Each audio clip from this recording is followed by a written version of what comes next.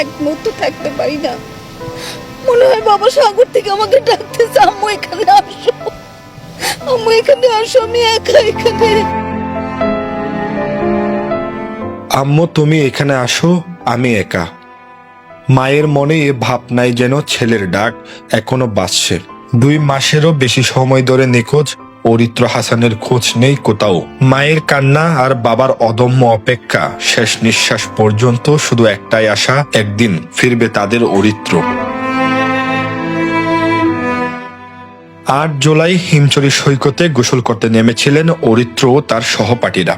ঢেউয়ের টানে সাগরে ভেসে যায় অরিত্র সহ আরো 2 বন্ধু। এরপর উদ্ধার হয় বন্ধু সাতমান আর আসিফের মরদেহ, কিন্তু অরিত্রকে আর খুঁজে পাওয়া যায়নি।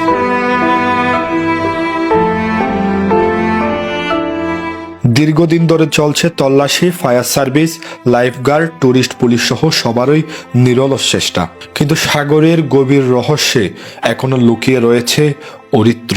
আমার জীবনের শেষ মুহূর্ত পর্যন্ত আমার একমাত্র সন্তান অরিত্র হাসানকে খুঁজে পাওয়ার প্রচেষ্টা অব্যাহত রাখবো।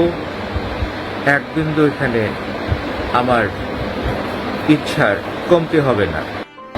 যে কোনোভাবেই দোয়ার বদৌলতে আল্লাহ রাব্বুল আলামিন আমার সন্তানকে ফিরিয়ে দিবেন।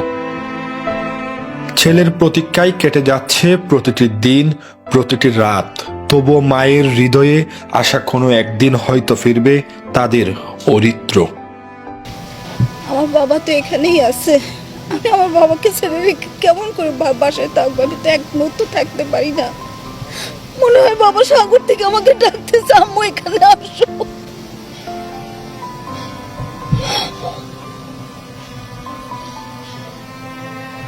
আম্মু এখানে আসো, আমি একা এখানে।